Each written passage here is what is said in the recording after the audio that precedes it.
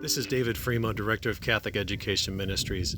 Know that our team continues to provide support and guidance throughout this global pandemic.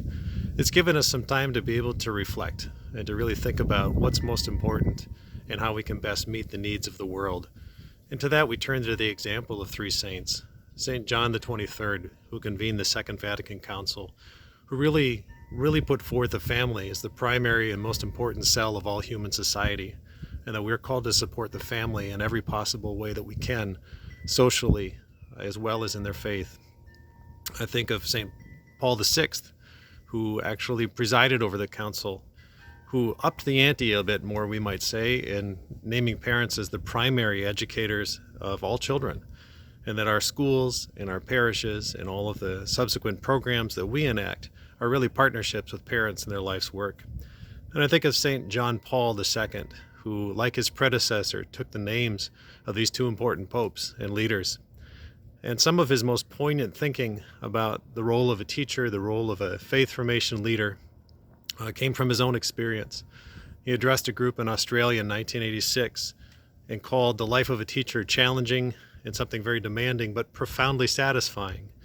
That teachers ultimately kindle in their students something more important than anything else, a thirst for truth and wisdom and beauty. And in that thirst, in that ultimate hunger that it becomes, they are called towards Christ, and they're called towards serving humanity in beautiful ways.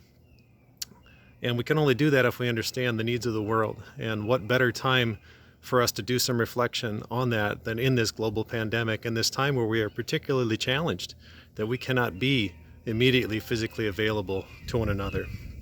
In the mission of our diocese, we really are committed to embracing the spirit of Vatican II in all of our work. In Gaudium et Spes, the great pastoral constitution that really convened the council, the Church's mission to the world is affirmed, and that is that we walk in a common humanity and a common destiny with all people.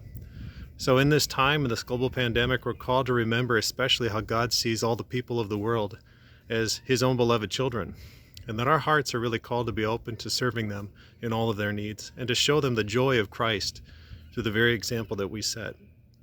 And this is the example we are striving to set in Catholic Education Ministries, in supporting our schools, our parishes, and supporting our parents, who are our ultimate partners in ministry and witnessing the love of Christ.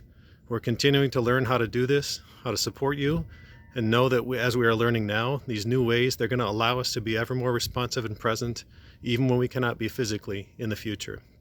We are here, we are with you in this journey. God be with you, God be with us all as we prepare to open our hearts in new ways in this Easter celebration. Peace.